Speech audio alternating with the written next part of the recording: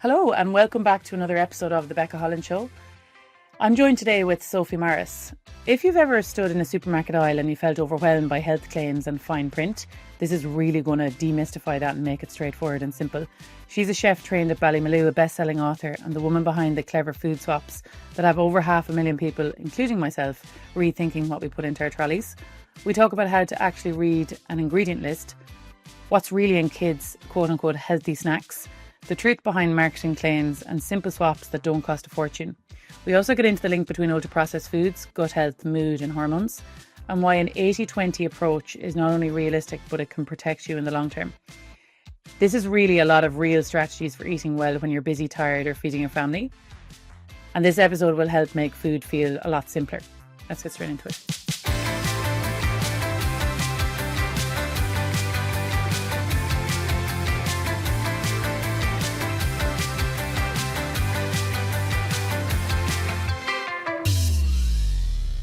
Today I'm joined by Sophie Morris, best-selling author and food educator. In just the last year, Sophie has gone from 20,000 followers to over 500,000, sharing eye-opening insights into food marketing, misleading labels and the hidden impact of ultra-processed foods. Sophie's journey started long before Instagram. She trained as a chef in Ballymaloe, appeared on TV cookery shows and launched her own successful food business. Now she's become a well-known voice helping families navigate the modern food landscape, all while advocating for a balanced 80-20 approach to eating mostly whole foods with room for flexibility. Sophie, welcome. Just before we start, Sophie's hair is 100% natural. I nearly fell off the chair when you said that. She has, if you've never seen Sophie before, she has this gorgeous, what looks like peach blonde hair.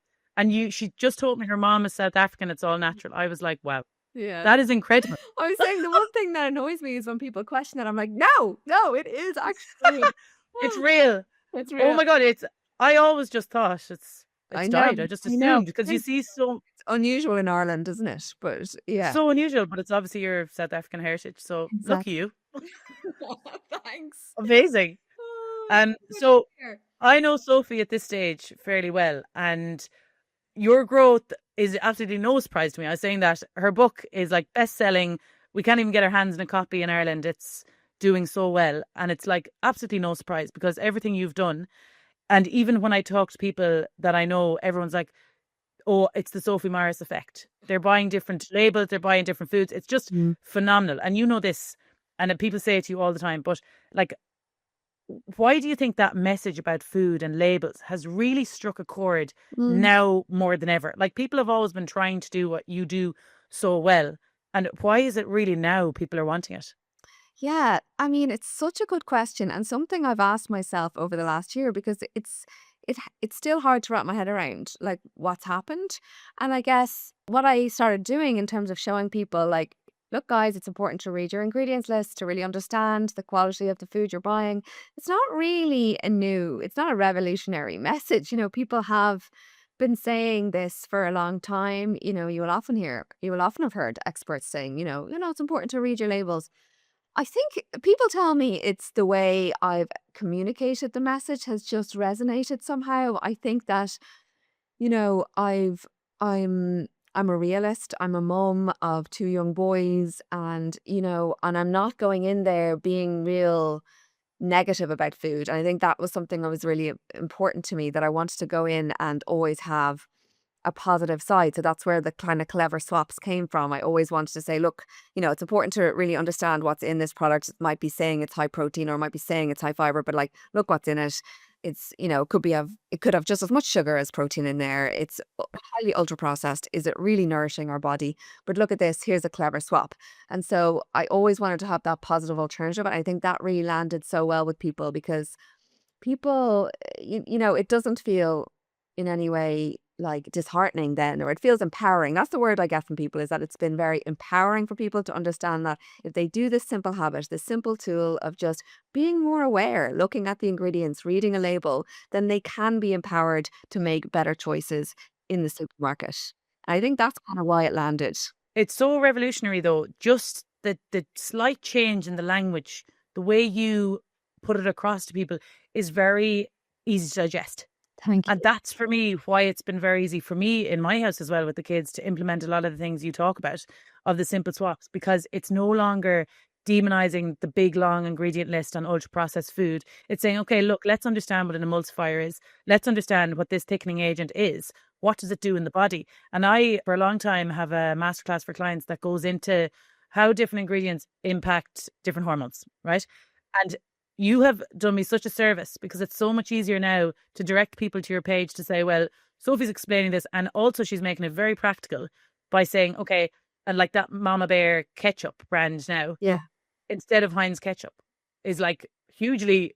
I got a root canal when I was younger, and I do think it's from eating so much ketchup. My tooth actually was rotten. I got a root canal when I was a kid as well, like I crazy. was 12 when I got it, and I was like, Jesus. I was a teenager. I think I was 15 or something. Yeah, I mean, madness, madness. Yeah.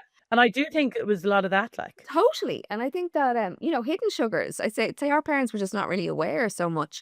But, apparently, and I get dentists constantly messaging me, thanking me for my work because of the amount of tooth decay they're seeing in young kids now is kind of frightening. It's like 1 in 5 young kids have tooth decay, which is quite big as a number. And it's because of all the hidden sugar in ultra processed foods, but then also a lot of the kids products, food products that are marketed so heavily towards parents as if they're healthy tend to be very high in sugar, which feels really, really nasty. It's very Um, disingenuous. it- Yeah. It's really horrible of the food industry to do that, you know? It is, especially the video you made of like one of your 5 a day, a cereal, and then in small print it was if you add fruit. I was like, Yes. is this actually happening? And then other things like, the different brands like Malupa and all the ones you'd associate with kids' brands. Yeah. But a lot of the time, there's no added benefit whatsoever than making your own porridge. Exactly, and they're charging you a fortune because they say it's for babies, and so, like, young parents, overwhelmed, starting to feed their kids, don't really know what they're trusting these companies, they're trusting the packaging saying this is for children, so they're like, "Oh, well, this must be particularly for children," and it's just so unethical, whereas if you could save yourself, like, I think it's like 15 times the price, something outrageous Stop from it. just buying regular porridge oats, Because my mother actually came to me the other day and she's like, look what I bought, the twins. And she showed me the classic innocent smoothies or some brand that was similar to that, like the fruit juice. Yeah. And she was, look what it says there at the side about immunity. They're great. And I was like, oh no. Isn't it awful? I But know. on it, it said boost kids' immunity. Totally. And people think, okay, great. I'm obviously going to invest. It's like fucking €6 for a few little cartons of it, which is just at the end of the day fruit juice. Exactly. And like when you really get into it and you start looking at this, you just get so cynical about the food industry because it is, I mean, the whole system is built on profit, not on health. And that's really kind of the message I'm trying to draw into people is that, you know, we have to be savvy going into the supermarket. Like you have to understand how to read ingredients, how to read nutritional information, because genuinely these companies are not looking out for our health. They're looking out for profits. It's not like there's some evil. It's just it's the way the whole system has been built from the supermarkets to the food companies. Everything has been built that way. So we just have to you have to have a level of, unfortunately, I feel like in our modern world, it makes it so hard for people to make good choices that you actually have to take an active approach. Otherwise, you're going to get screwed by the environment, you know? It's funny as well. There's a lot of misconceptions around that. There's one thing, and you're saying like we're not demonizing the food industry, but it's just understanding their goal is to make profit. So Exactly. I did your course. I bought your course when it first came out, and I Oh, think there was a part in the course, and it said about when you're in a lab, for example, and they're testing cereals, and the cereals, like you and me are sitting down in two different control groups, and your group eats more of the cereal because it's obviously less fiber, less nutrients, moreish. You want to eat more of the sugar and the taste and the palatability. That's going on the market, not the one I ate less of. So I just thought that was extremely eye opening for me because I thought, wow, that means that, of course, these products come to market because they're moreish. And then we're able to put labels on them, which are totally unregulated labels that say this is, iron fortified, yeah. and One of your five. all one of your 5 a day, right, etc. So that just, and for me as well, like 3 or 4 years ago, I wouldn't have the capacity to really look into this much. But if you had them very small rules of like, okay, I all the time am buying these type of crackers. Maybe I'll buy a cracker that's less processed instead, right? Instead, you're not at the point of making your own. Or saying you're saying, I always buy these 0% fat sweet yogurts. Or you're like, okay, I can buy Greek yogurt and I do have the capacity to blend it with frozen fruit and put a bit of honey in. Just simplifying like that. We're not like, I think as well, you have to say to yourself, anyone that's listening to this, where's my capacity at? Am I at the level of I'm able to make a lot of things from scratch because I have free time, I have headspace, I'm regulated?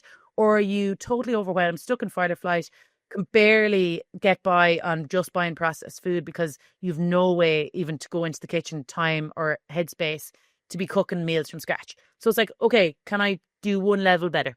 Just one level. Yeah, I absolutely love that perspective. And like, yeah, your message and my message, they are so aligned about that. I think you're right. I think so many people, particularly women and mothers, are operating off fight or flight the entire time. And we're so stretched and our mental load is so big that it just feels, we all have heard the advice. We all need to eat more whole foods. Like, how long have we been hearing that advice? But Yeah. like, it's not what's happening in reality. And I think it's because it's just too overwhelming for people. It's too abstract for people to actually get their head around. And that's why I think my content has really helped, because it's like really small, practical little change that's not actually going to take much effort, really. Like you said, you just make one swap in the supermarket, then you feel good about yourself, then you're reducing maybe the amount of ultra processed foods. Like, if you're having that food on a daily basis, then you feel good. And the feedback I've gotten from people is that maybe they started following me early on in the year, they started doing that, like a small little swap, let's say. Then they actually started feeling better because they were just eating better quality food. And now they've gotten to the point where they actually, like, a few people have actually saying, I've now bought a food processor, I'm actually making my snacks. So, but it was those small little gradual steps. Like you always say, it's like, you know, one little small change, it compounds, and when you start to feel better, it's self motivating. So then you can do another little thing. But it's taking those small little, and I think that's why it's actually moved the needle for people, this advice of reading food labels, because it was that small initial achievable step, you know?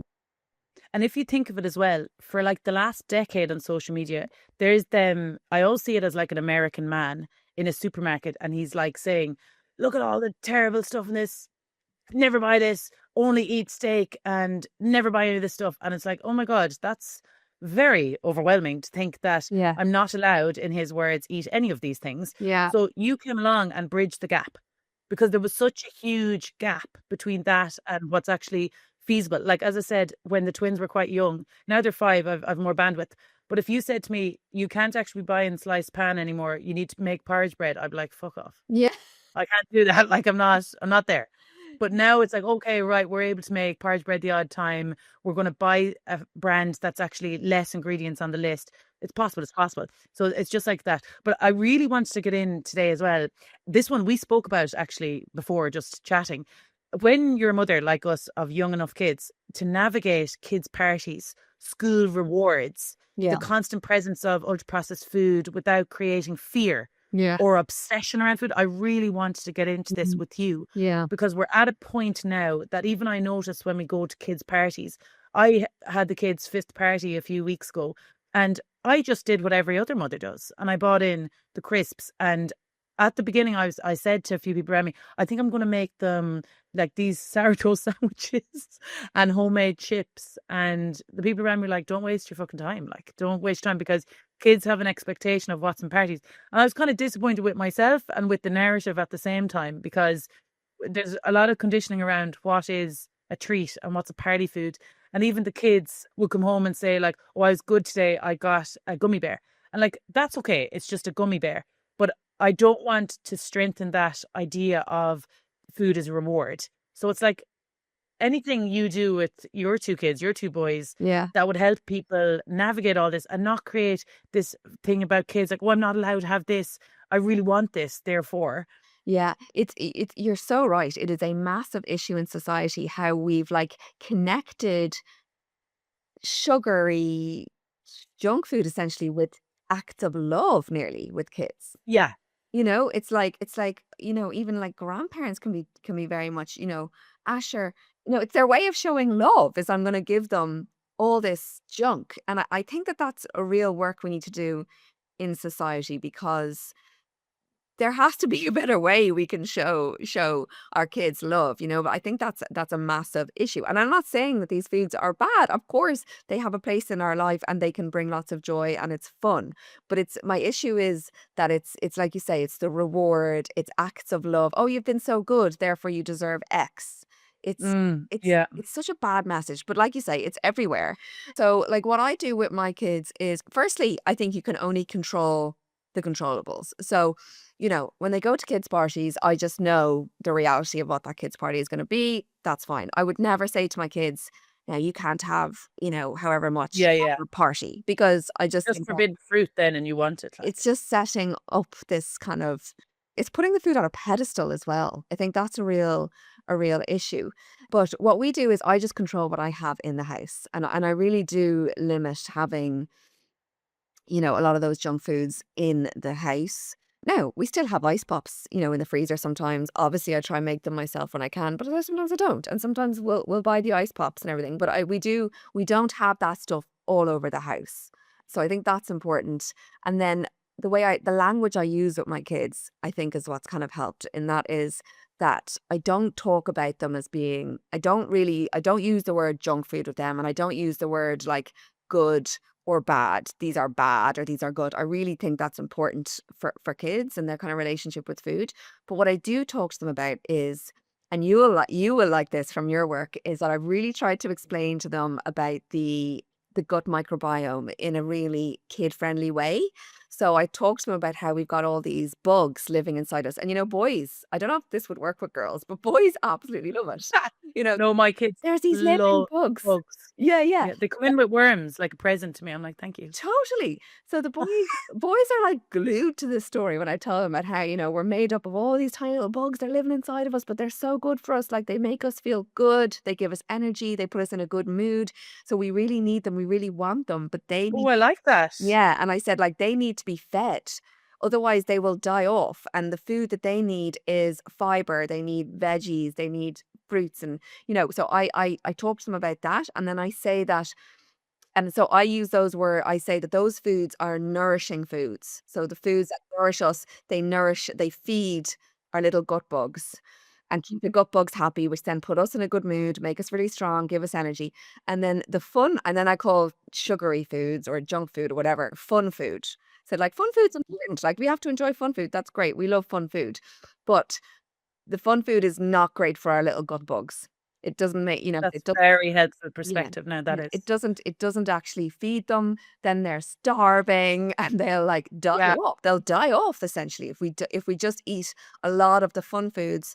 Those poor little gut bugs will not be happy. that's a really helpful perspective now for me. I really I have to find that's say, what they really get it. They really get it, yeah, you know. I might That's call it the gut fairies just for that's the a good daughters, one. because I think if it was bugs, they'd want to like take them out or something, Yeah. take them out of the body. Well, So maybe the gut fairies. well, But I find that very helpful because the fun foods, that's what I try to articulate to them. Like the fun foods are fine yeah. as long as we're eating the other foods as well Yeah, and not more of the other just, fruits. It's like, fun foods yeah, are not for all day, every day. You know what I mean? yeah. We need the nourishment. The other day, one of the Thea came back and she was like, "What's for dessert?" And I was like, "Dessert? We don't get dessert every day." But I was trying to like, she went to my mom's house and mom would always have dessert, classic granny, like have dessert. And then my dad pulled up the other day and they ran out to the car to the glove compartment and they knew there'd be sweets in there. Yeah, totally. So I was just like, it's funny the associations they make, Yeah. especially with the grandparents piece, and try to make boundaries around that without demonizing the food and in front of them saying, "Don't go out to the car," like, I know. or don't like. I know. She It's does have dessert every day, but that's not what we do in our house. Like we do have dessert sometimes, but it's not something we expect every single time after a meal. yeah, that's exactly the right thing to say. And then, like you say, they push back. Like they're going to go mad. They're going to hate that. But you just have to hold that boundary and say, no, dessert's not for every day. Absolutely. That's it. And there is a level as well, here I go again, about being regulated enough that the parent can instill that boundary.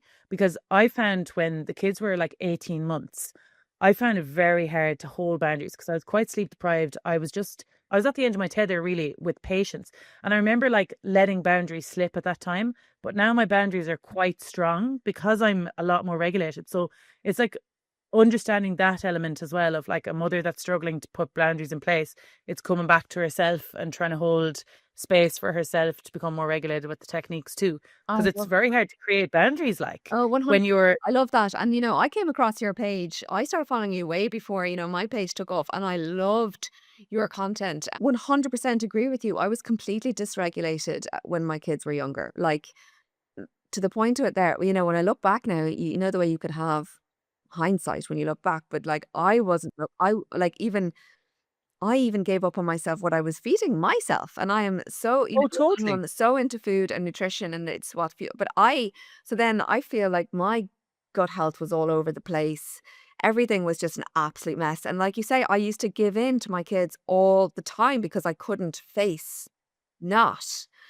And I totally agree with what you're saying. And it's that, like, it goes back to that, you have to help yourself first before you can help your kids. Like, I Totally. and I think it takes a while to learn that. Your page definitely helped me with all those, like, really practical I'm regulation glad. techniques. Like, we don't have to be all running down to the sea to get in for a swim. You know what I mean? Like, there's little, the small little things. Like your thing about the humming, like that really helped me. Oh, yes. That when I'm cooking, if I'm finding it stressful, particularly at this, like a few years ago, I remember finding cooking dinner was extremely stressful time because of how hungry they'd be, and and I always knew, like, if they have a snack now, they're never going to eat dinner. But it's that battle between, they're starving now, you don't have the dinner ready yet, and I would find it so stressful. So I would just start humming to myself while I was cooking, and Oh, yes. it's That's a helpful thing to do. so incredibly helpful. But I got that from your Yeah. page, I'm pretty sure, the humming. Yeah. When you look at people and they're in this habit loop of giving the kids a quote unquote treat when they're sad, angry, a negative emotion. And obviously that strengthens a really deep habit loop as they get older to associate you need comforting from food when you experience a negative emotion. And I've really thought about a lot lately Emotional because eating is what we're basically of promoting. course. Yeah. That's what it turns out to be. And I just found I the other day mom said to me, "Oh, like they're shouting and they're crying." And I was like, "Oh, they're just tired." And she was like, "We better give them something to quieten them, like, a treat." And I was like, "Oh no, we're absolutely not doing that. I'm going to hold the space here." And again, I'm regulated enough to listen to crying and shouting and just ready to just put them down for sleep rather than placate them. And I just thought, wow, that's again to do with the bandwidth of the person. She might in that moment find it really hard to listen to that because Mm, she's in a state of that really stressed her out. And of course, if it's not yes. your own children, it is quite stressful to hear kids crying. We kind of get used to like understanding, oh, what's the cause of that? Okay, it's not that they're in pain or they're really distressed. Like they're just really tired. Yeah, my mum is the exact same. She really finds it quite difficult if the kids are going mental, like she visibly, like, affecting her. But I think she was, yeah, I mean, it's, when talking to your own parents, like, they often don't listen, but like, was dysregulated, I think, when I was a child, probably the entire feckin' time, you know? Oh yeah, 100%. And it's really funny as well. I think the generation now of people that are millennials, Mm. your parents didn't have the tools we have. So No. they probably were running around like blue arse flies a lot of the time, Yeah. really stressed.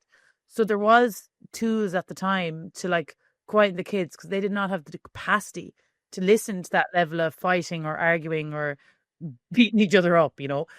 So yeah, I do think about that a lot. There's probably the results of that is now shown in people in their like 30s, 40s that are emotional eating a lot or find like they're doing that and repeating history of using food as a reward and like a coping tool for them to have peace. 100%.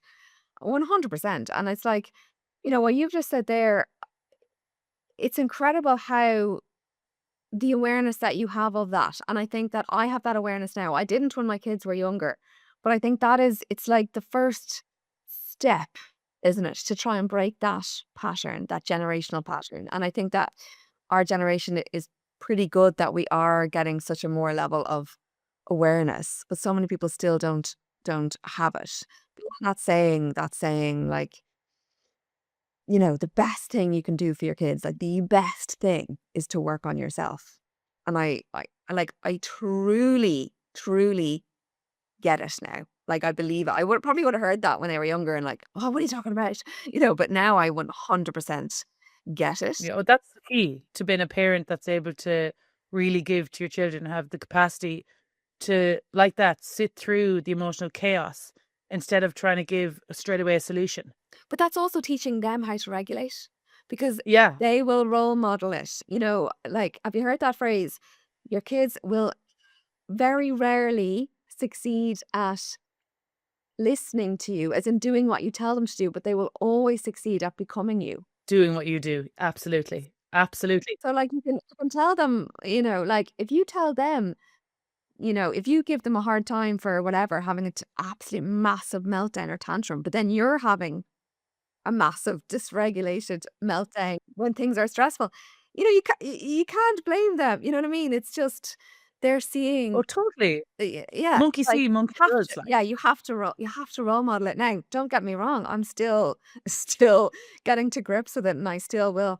I really, and this is where, like, I love your work and how much more aware I am of my cycle, because I wouldn't have had this awareness even before having kids, I think. But I think I had to. I had to learn after having kids. But like, I that level of being able to stay regulated at a certain point in my cycle, like that week yeah. before my period, is like takes so much more work for me to stay regulated, because it's so much easier for me to become very irritable or very dysregulated. Oh, completely. And I think what's very interesting now, a lot of people are having kids past mid-30s, right? Your cycle changes at that point. So you are less tolerant to stress. So of course you have to really catch yourself in the luteal phase before your cycle when you're parenting, because you're more overstimulated. You've less tolerance to stress. And it's like you really do need to plug in extra tools at that point. But again, this is a new thing because back a few generations, last generation, you're having your kids in your 20s. Again, your hormones, your progesterone, your estrogen are higher, they're more balanced. They do drop then as you go close to perimenopause. And it's like, oh, wow, I need a lot of awareness to this because, Absolutely. Definitely early stages of perimenopause. Like, I've just turned 42 and I know I am. I know I am, from the symptoms and things, but I can tell that everything has just gotten more heightened in that luteal phase. and it's just understanding like the progesterone is just, slightly dropping. And that's the calming hormone. And of course, stress is going to feel heavier when you've a bit less of that. So it's like even just you're a bit more rational because you're just understanding. I understand my body, what's happening. It's not out of the blue. I've become a hothead. Yes. Yeah. It's so important, isn't it? But I think then, part of it as well is looking after yourself in terms of the food you're eating. Like, that's a huge thing. That's actually a great little segue into the next question I had for you is the ultra processed food piece around gut health. And I talk a lot about the gut brain axis, and we hear a lot more of that now. But how do you see when people are eating extra ultra processed food, they're not really having much awareness of it, how that affects women's hormone health in your 30s and 40s? When, again, going back to you're eating ultra processed foods, we know ultra processed food has less fiber. We're then quicker to see a glucose go up a little bit. Then we're more likely to have the glucose go down. We feel the energy crash. So, from your perspective, how did the ultra processed food affect the gut health? Like, what are the knock on effects of that? So that's why I love the intersection with your work, because ultra processed foods have a massive impact on gut health. Like you say, they tend to be very lacking in fiber, which our gut microbiome needs, and they also tend to be very high in sugar, which again is bad for the gut microbiome. If you are eating a diet that's high in ultra processed foods, you are just not giving your gut microbiome the nutrients that they need to thrive and and have a balanced gut microbiome. So then when you have gut dysbiosis, then you're in a situation where, like you say, like the gut health is so connected to hormone health. And obviously you're this is your area of expertise, but like, I do understand how much our hormone health is connected to our gut health. And so, and like you say, I think it's like 90% of serotonin is produced in the gut. And that's what I think has really people have found really eye-opening with following me for a while. Of course, I get lots of messages from people and saying how cutting down on processed foods has helped their physical health, and they've lost a lot of weight, and I get that a lot. Even when I'm not trying, I've lost weight now cutting down on ultra processed foods. But so many people have also messaged me saying they can't get over how much it's improved how they feel in their head, their mood. I've had a number of young people saying, like, young people in college maybe eating a lot of crap, and they just didn't have the awareness about ultra processed foods. And a lot of young people, unfortunately, these days struggle with mental health. I think a lot of that to do with social media and screens and all the rest. But I've had quite a few messaging me saying they cannot get over the difference in their mental health that they would have struggled with before, now that they've really focused on cutting down on those ultra processed foods. So it's like it's all connected, like you say, the gut brain axis, but absolutely those ultra processed foods. And there is, and like I do think we need more research, but there is definitely pretty good research there now showing that certain additives in ultra processed foods disrupt the gut microbiome as well. That's an area I don't talk about it a huge amount in my content because I think that we do need stronger evidence, but there is, you know, pretty like a confident research, I would say, to show that a lot of particularly certain emulsifiers can cause a Mm. disruption in the gut microbiome. The first piece is that we now see way more evidence to show how blood sugar imbalance impacts mental health, right? Very simple. Think about when you're hungry. You're okay, so think about that. And that piece of, say, the blood sugar piece is very, very impacted by the amount of ultra processed food you eat. Okay, so that's number one. The second part is also, and I think this was hard for people to understand because you saw all them videos on social media saying you'd have to drink like 100 cans of Coke to get enough aspartame or artificial Yeah. sweetener for Mm. it to impact you significantly. Yeah. But everyone's body is different. A lot of people, if they already have a gut that isn't in good condition, which is the case for a lot of people, Mm. just having a small amount of artificial sweetener or emulsifier or stuff that's in ultra processed food can cause the microbiome of the gut not to be in great condition. Yeah. So that's a really important piece as well. And also looking at this, and I always think of this, and I think it's so helpful. If your gut isn't in a balanced state, of course, it's connected to all your hormones, including the hunger hormones ghrelin and leptin. So when your gut isn't in good condition, your leptin isn't telling you I'm full now, and your ghrelin is like working too hard, saying I'm hungry, I'm hungry, I'm hungry. So loads of people say I just can't lose weight because I'm I'm such a big appetite. I love food, but a huge amount of that is the gut doesn't have the right bacteria. Yeah. And it's creating this situation. Ghrelin and leptin are dysregulated, and of course, it's difficult to lose weight if there's loads of things going on where your blood sugars are imbalanced. Therefore, you're dysregulated. It's all so connected. So it's like thinking. Of course, people are saying they've lost weight when they eat less ultra processed food because their hunger hormones are probably more balanced Yes. as one piece, and so are their blood sugars, Yeah. which is the scenario we need for fat loss to be Totally. sustainable. And they're not overeating because you're actually getting satiated. That is the thing. And there is really good studies to show how ultra processed foods, they bypass your satiety signals, like your so that you're messing your hunger and fullness hormones are all messed up. And yeah, they're bypassing those satiety signals. So they're so easy to overconsume. Then you're in a situation where you're overeating. And that point you said about artificial sweeteners is really good because there's a lot of, like, polarized opinions around artificial sweeteners. But my argument to it is, okay, let's just say there isn't strong enough research about the impact on artificial sweeteners, in comparison to sugar, let's say. Let's just say we don't have enough. My thing is, if you are filling yourself up with, like, we know we know they're not doing any good for us. Like, they're not health promoting. Do you know what I mean? So yeah, they may not be damaging, but they're not health promoting, and no one's going to argue that, right? So if you're filling yourself up with things that we just know are not promoting, supporting our health, then it leaves little room in your day to actually eat the things that will support your health, nourishing foods. So that's kind of my argument there. I'm like, we're filling ourselves up all these foods, and you think over there, well, there's not enough evidence to show that these are in any way damaging my health. My point is, well, why don't you look at it from the other point of view and say, well, am I actually filling myself up with foods that are really nourishing me, that are giving me the nutrients that my body does need, because like if you're And eating also thinking like that's such a good point. But and the other side of it is there enough evidence on a person like you? Is there studies on a female that's in your scenario? Is there studies on like a 30 or 40, 50, 60-year-old female that's maybe stressed, that's maybe has gut intolerances, that already has leaky gut, that already has IBS, whatever. And I'm like, hold on a second.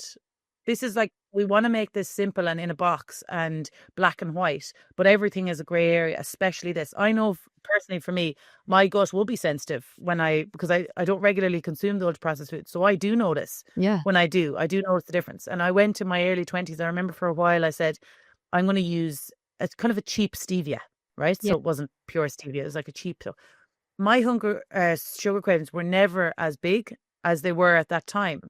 And I was like, at the time, I couldn't understand that. I was like, I thought I'm getting the sugar hit I need from this, what's meant to be a natural artificial sweetener.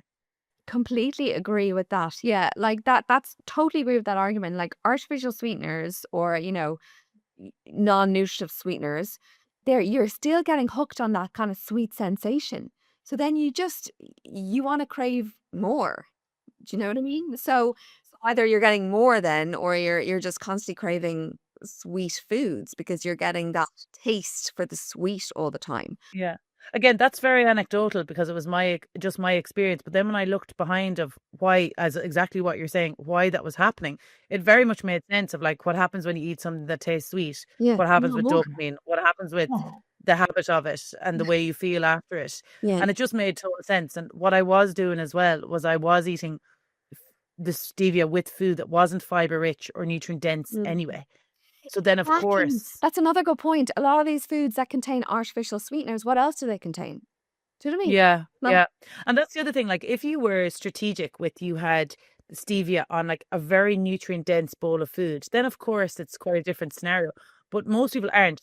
They're drinking the Coke Zero and they're having a vape. Like, that's that's exactly it. Like, what is instead of a meal. exactly. Like, what are these ingredients in? They're in foods that are not in any way nourishing us. They're not doing anything for us. So, I think like, is it not better to, like, a lot of people argue, oh, well, it's better to, move away from sugar and go for the artificial sweeteners. But my thing is it not better to just try and like move our taste buds away from that wanting the sweet?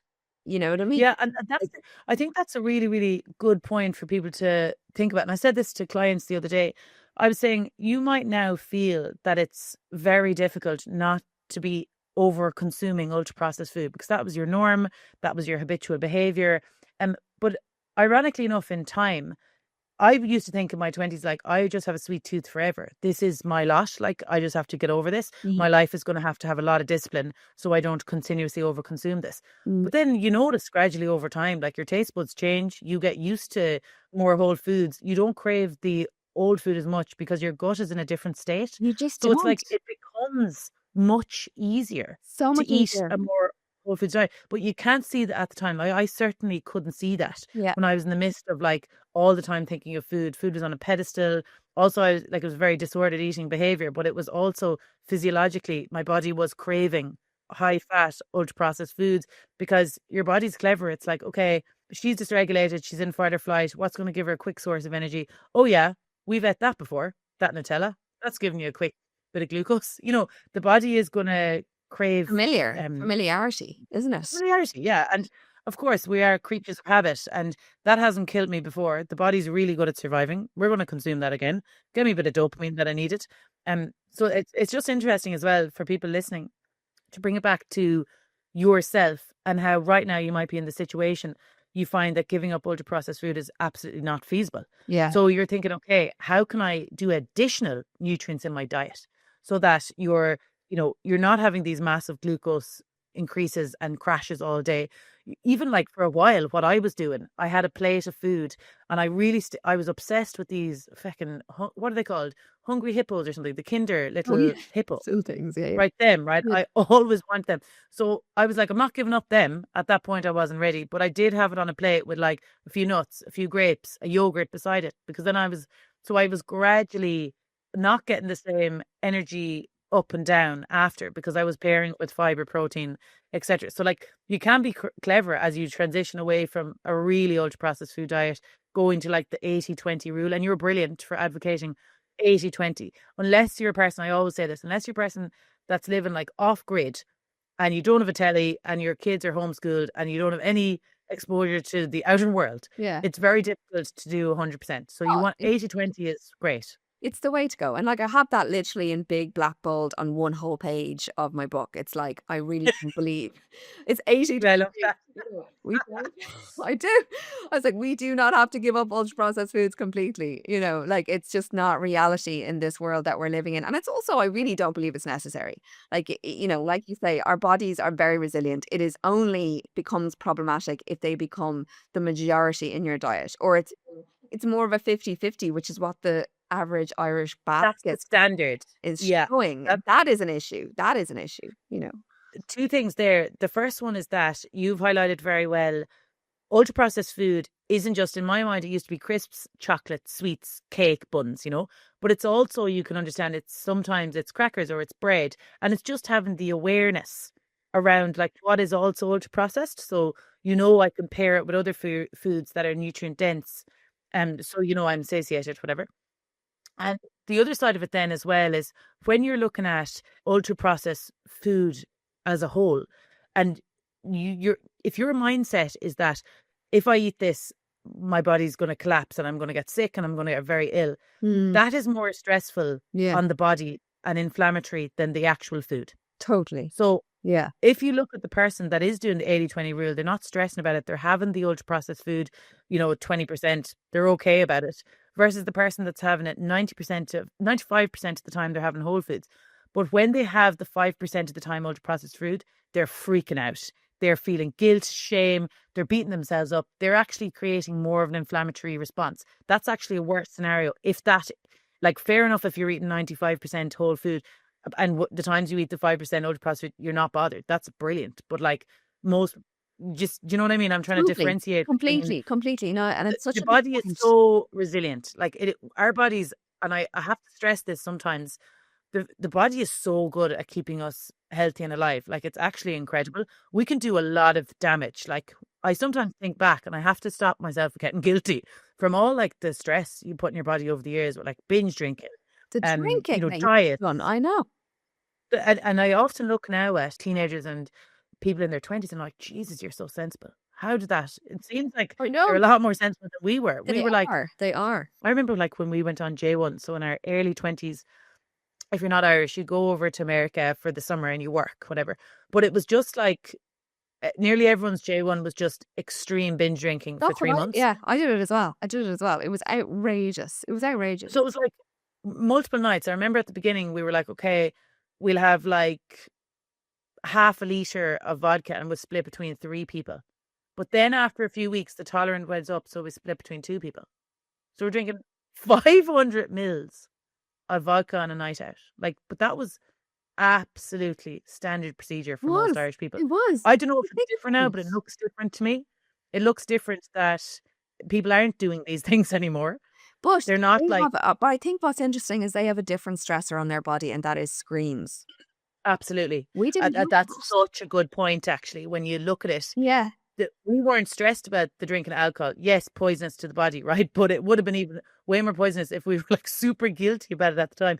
The psychological stress of screens is obviously what's creating the huge mental health difficulties. It is. Ironically, media and back then, yeah, we were like having, there's a lot of binge drinking, etc. in Ireland, but the mental health problems are worse now because of the screen and smartphones. issue. Like we didn't have the smart. Very subjective now, and these can't be compared at all. That's like saying the shark attacks increase on the day more people eat what ice I mean cream. is every generation has their vice, don't they? Totally. Every generation has their vice. So well put. That's so true. And that's it. I was almost like looking enviously at 20-year-olds thinking, you lucky fuckers, like you've been so healthful in the way you're behaving. And then I'm like, hold on. Yeah. There's a big issue here of I actually feel like we were very lucky, the generation we lived in. We were so oblivious. Yeah. Like the other day, the kids said, please play K-pop Demon Hunters. I've heard. And I was like, is this someone else that mentioned Demon Hunters thing? This is like 2 days ago, so I'm new to this. But then my friend was like, oh yeah, like she's an 8-year-old, and she was like, oh yeah, that's like they all listen to the songs. It's like some series or something. But the name, I was like nearly like, what are you talking about? K-pop demon hunters. I was like, stop it. And then I had this like panic of, oh my God, what is going to happen? And they said to me, did you watch that when you were young? I was like, no, like we didn't have We had Bosco. phone. I was like, we watched Robin Hood, Aristocats, Yeah. Bosco. Yeah. And they were just like, they're only 5, like just turned 5, so they couldn't understand it. But they were like, oh, did you not watch K-pop Demon Hunters then? I was like, no. Like, no, I did not watch K-pop Demon Hunters. But I just got shocked because I was like seeing what's going to happen in the future. Like, what are they going to be consuming? And I saw that, where is it, in Australia, they've banned social media up to 16. Is that Australia? Yes, I really hope that comes in here. Like, I actually feel quite encouraged that it might by the time our kids are that age. Well, Because it'll I be such mean, a necessity because the mental health system will be broken. exactly. And it's like it's a no-brainer. We all understand now how impactful it is to their mental health. But another thing which I think is really key as well, which I worry about with our kids about their age, we're trying to teach Ryo now about how when we were younger, like we would have to wait a week to see our next episode of something we wanted to watch. You know? Like The Simpsons or whatever it is, like delayed gratification. Like he just can't wrap his head around that. Like, I want to watch another one now. You're like, no, no, we like this kind of constant access and dopamine that must give them at this young age is like they don't have to wait for Oh, anything. so I'm just laughing. We started renting this house like 8 or 9 months ago now, and there's a TV here, but I just never hooked it up. Brilliant. I just don't know. I just let it flow by. I just didn't think about it. And for a few times at the start, they were like, when is the TV going to work? And I was like, oh yeah, soon, soon, soon. I just never got around to it, you know? And it's just so funny now. What, like, they just see TV in, yeah, exactly like that. They just think, okay, I can watch it and binge watch them when they get to granny's house or when they get to a friend's house. They think like, I can watch this now unlimited, which, yeah, I need to find a way to. I actually bought a DVD player. That's what I did for the winter because I said, okay, at the winter now, it's going to be hard to. I can't go cold turkey anymore. Summer, no problem. They're always out playing. But the winter, there'll be the wet evenings they want to be in. So I found in loads of secondhand shops, there's like loads of old school DVDs. Amazing. So I just thought it was That's like a very nice good. way Yeah. to not totally deprive them of TV, even though they get it in Granny's house I very regularly. absolutely You know, love that though, because the thing that annoys me is this kind of like not being able to hold their attention. And so they want to, like Ryo's nearly 7. And so he knows how to flick out of the thing on Netflix and onto the next thing. As oh yeah, yeah, yeah. just They're so savvy. finish the one thing that you're watching, this kind of like not holding their attention. That really worries me. I actually think as well, it's very connected, right? Your eating behaviors to your consumption of screens sometimes. So in the perspective of dopamine, getting used to quick dopamine hits. So Yes. I often think of that, like there probably is some levels out there, research and stuff. If you're very used to getting quick gratification from scrolling, over consumption of media, dopamine, dopamine, dopamine, cheap, cheap, cheap coming into your head, Hmm. you're going to seek that other ways as well because your brain gets used to that quick hit. So, okay, what's another very obvious way for me to get that, high processed food? Yes. And I do think that sometimes I need to look into that more, but it just makes a lot of sense to me when you think of it like that. It makes a That, like, if lot of you have a sense. slower paced life, you're not consuming as much screen time, social media, you're going to have a slower approach to food as well. Probably just being more conscious in general.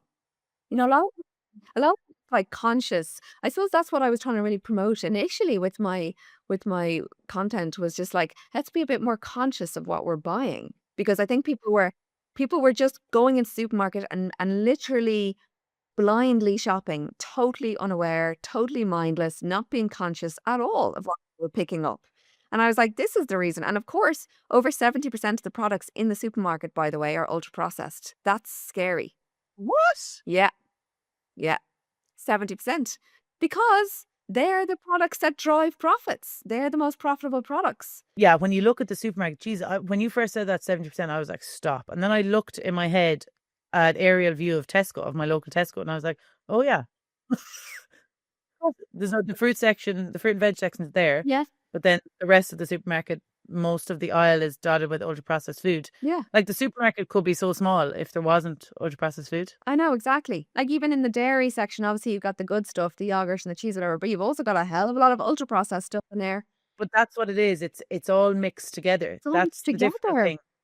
You Totally. know, if you said, okay, no bad or good label on this, but this pasta section is the ultra processed section. Yes. This is not.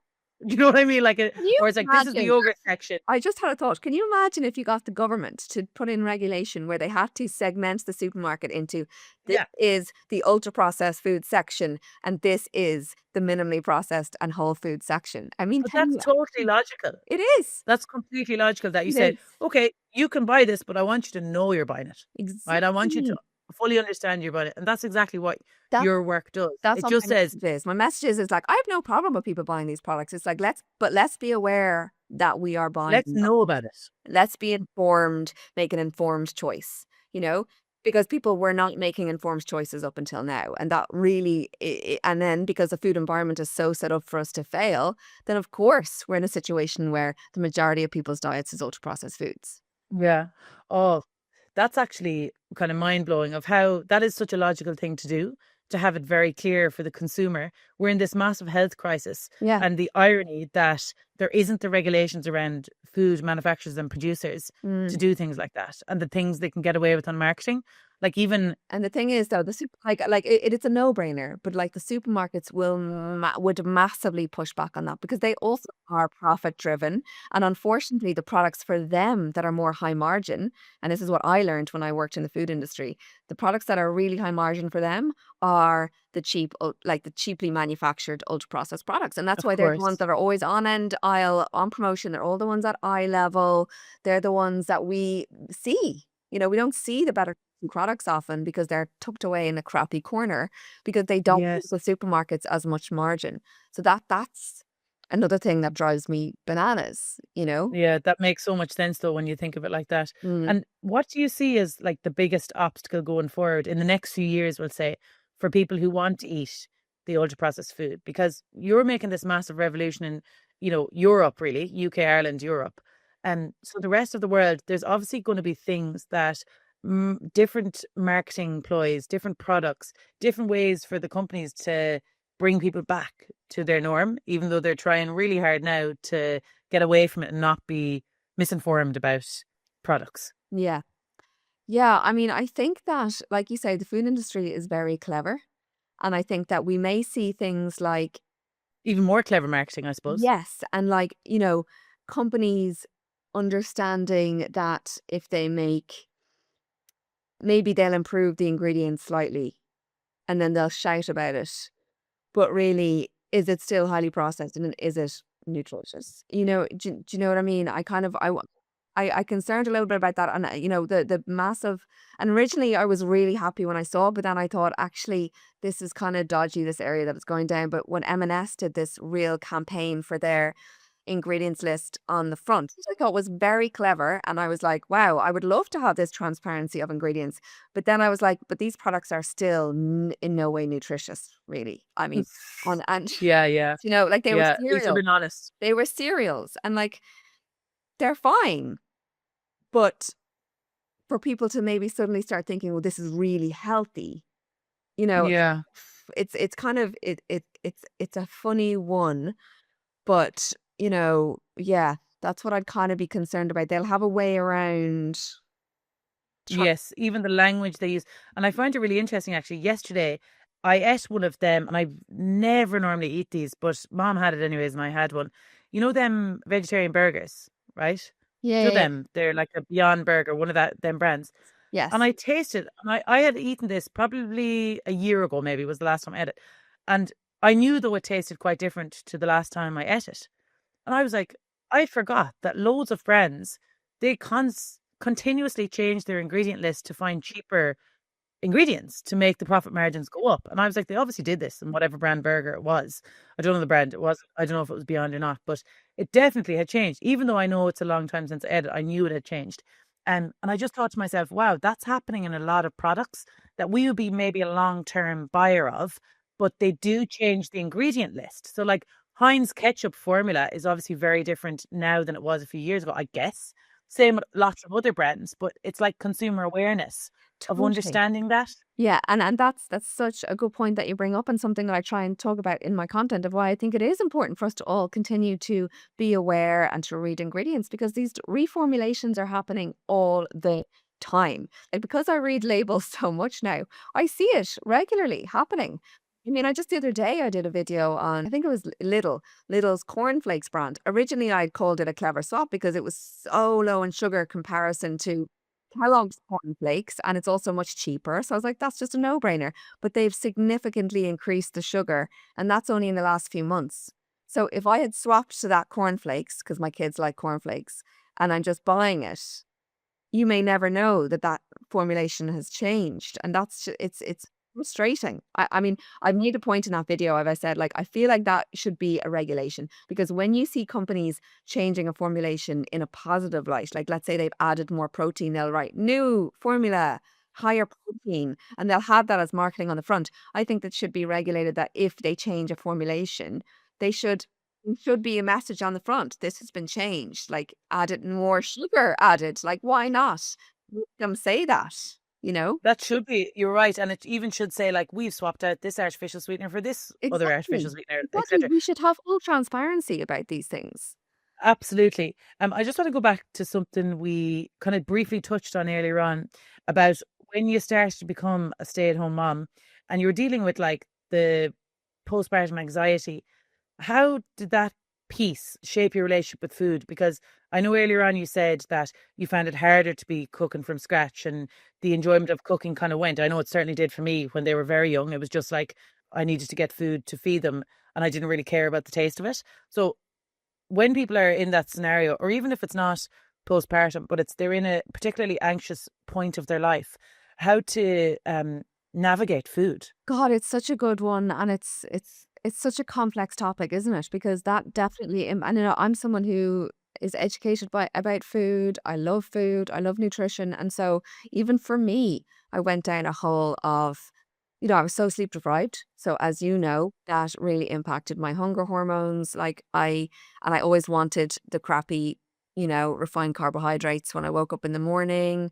I found I just kind of I was struggling so much with postnatal anxiety that I think I just stopped caring about what I was putting in my body. So I was really just snacking and crap, and not in any way nourishing myself. But I think the turning point was like, and it goes back to what we were saying before about the importance of awareness. It was bringing the awareness to it.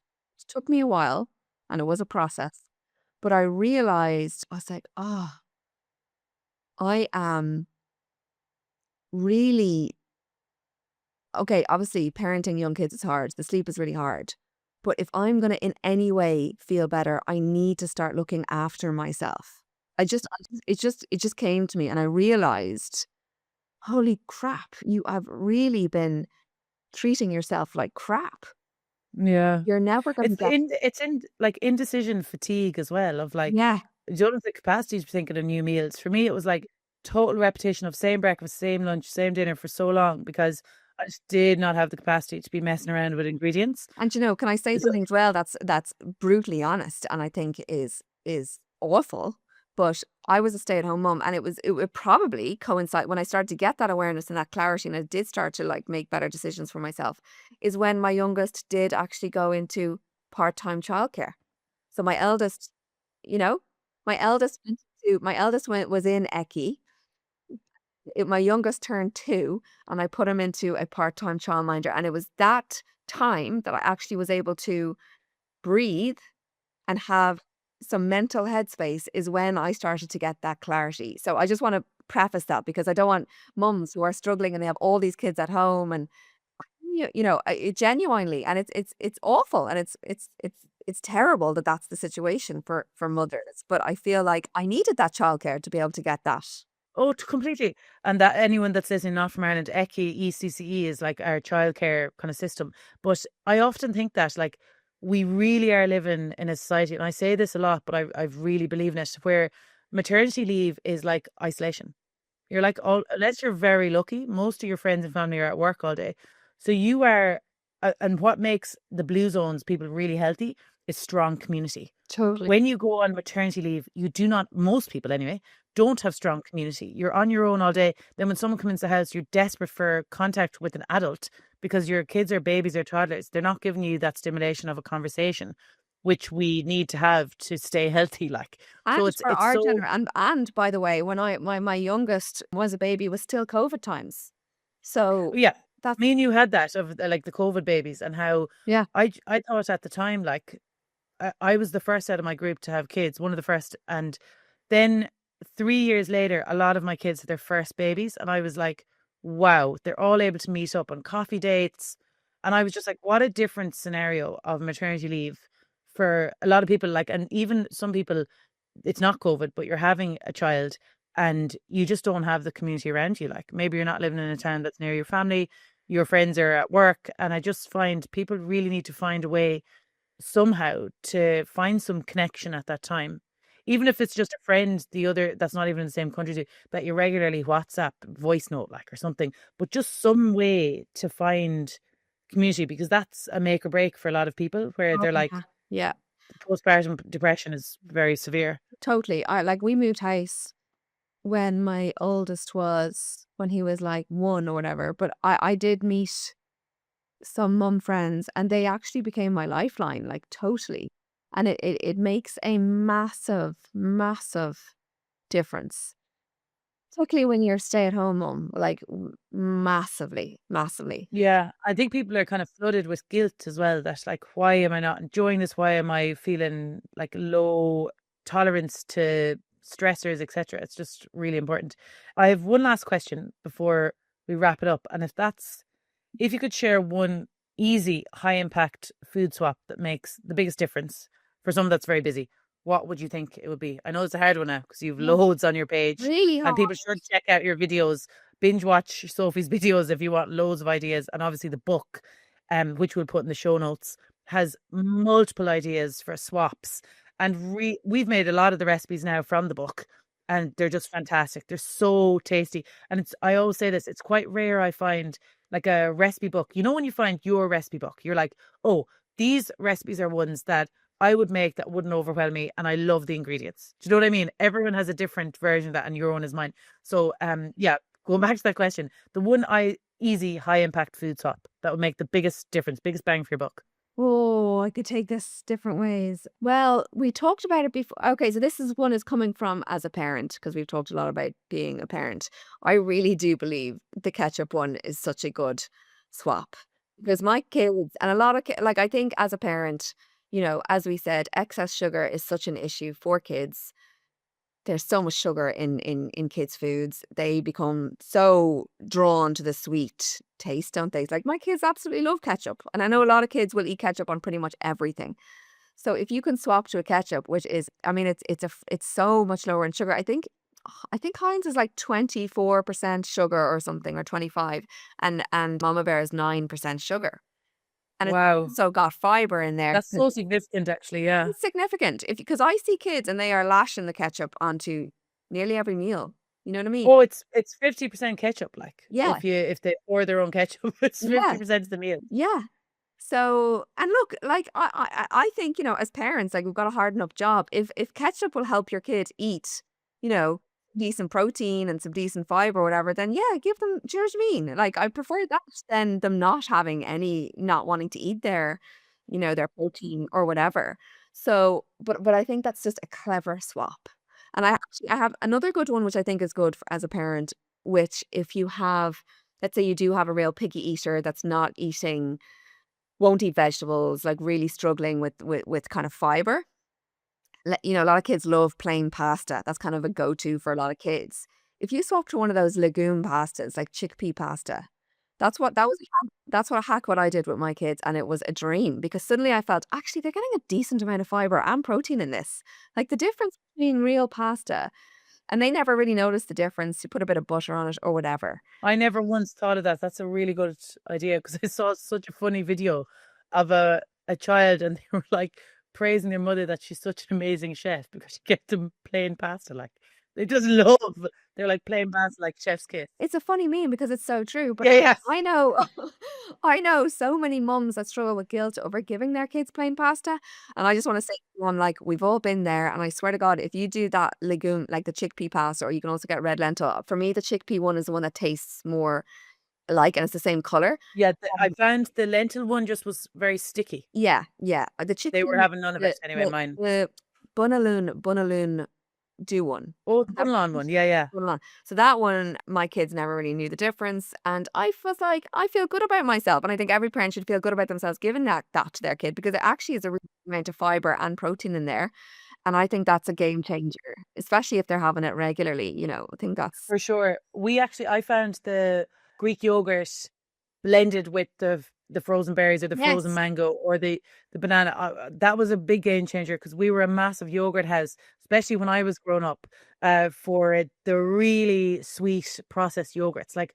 we would have had them in the fridge all the time. So that for me was like, wow, over time, the kids were a bit annoyed at the beginning. Like they were like, no, we want the one in the cool little jars. But yeah, obviously, if you're clever, you can put them in the cool little jars. So I think yes. that's a brilliant one. But where can everyone find you, Sophie? On Instagram, Sophie_Morris is my main place, really. Yeah, go check me out there. And my book for Sophie Swaps, yeah. And we have that in the show notes. Thank you so much. I absolutely loved that Oh, I conversation. love it. Sure, it's just like two mates chatting away, isn't it? 100%. I forgot a lot of the times, but thank you so much, everyone, for listening. Thank I you. hope you got as much out of that as I did. And we will talk very soon. Thank you so much again, Sophie. Thanks. If this resonated or helped you today, please share it with a friend, or better yet, drop it in the girls' group chat. The more women that hear this message, the better. And if you want to understand female nervous system regulation on a deeper level, I'm hosting a free webinar this January. The link to join is in the show notes. Thank you so much again for listening, and I'll see you in the next episode.